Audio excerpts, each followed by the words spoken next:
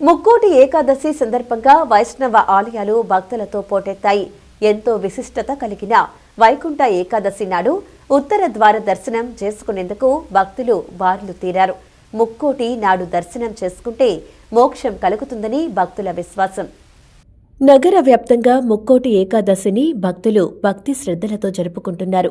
ప్రతి ఏటా ధనుర్మాసంలో వచ్చే ఏకాదశిని వైకుంఠ ఏకాదశిగా, ముక్కోటి ఏకాదశిగా పిలుస్తుంటారు. పురాణాల ప్రకారం 30 కోట్ల దేవుళ్లకే విష్ణు దర్శనం లభించని రోజుగా చెబుతుంటారు. నేడు వైష్ణవ ఆలయాల్లో స్వామివారిని దర్శించుకుంటే స్వర్గమోక్షం కలుగుతుందని ప్రతీతి. ఉత్తర ద్వారాన స్వామివారు భక్తులకు దర్శనమిస్తున్నారు. తెల్లవారుజాము నుండి దర్శనం చేసుకునేందుకు భక్తులు తండోపతండాలుగా బార్లు తీరారు. విజయవాడ బందరోడ్డులోని లబ్బిపేట వెంకటేశ్వర స్వామి ఆలయం భక్తులతో పోటెత్తింది.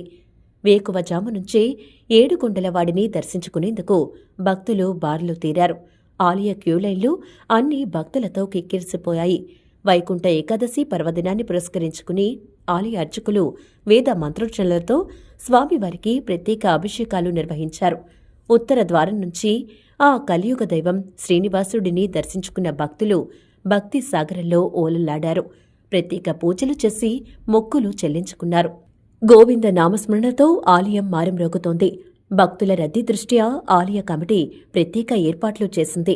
దర్శనం అనంతరం ఆలయ కమిటీ సభ్యులు భక్తులకు స్వామివారి తీర్థ ప్రసాదాలు అందజేశారు. ఎలాంటి అవాంఛనీయ సంఘటనలు జరగకుండా పోలీసులు గట్టి బందోబస్తు ఏర్పాట్లు చేశారు. ఉత్తర ద్వారం ద్వారా దర్శనం చేసుకుంటే ముక్కోటి వైకుంఠ ఏకాదశి రోజు మోక్షఫలం వస్తుందని నమ్మకం అండి. అందువల్ల వచ్చా గుడికల దర్శన భాగ్యం చాలా చక్కగా జరిగిందండి. ఇవాళ మనము చేసుకున్న ఈ ఉత్తర ద్వార దర్శనము మన పూర్వజన్మల చేసిన పాపాలన్నీ తొలగడానికి మనం ఇవాళ ఉత్తర ద్వార దర్శనం చేసుకుంటున్నాము. చాలా చక్కగా జరిగింది. చాలా మంచిగా కోఆపరేట్ చేశారు అందరూ కూడా. చాలా బాగుందండి. చాలా సంతోషం. చాలా శుభదినం. జనాలందరూ చాలా సంతోషంగా ఐశ్వర్యాలతో ఉండాలని ఆ దేవుని కోరుకుంటూ వస్తున్నానండి. ఇవాళ ముక్కోటి ఏకాదశి సందర్భంగా భక్తులందరికీ చాలా ఇదిగా బాగున్నది. ఇక్కడ ఏర్పాట్లన్నీ చాలా బాగున్నాయి. అన్నీ బాగా చేశారు. అంతా బాగుందండి. దేవుడి దయ వల్ల అంతా ఇది.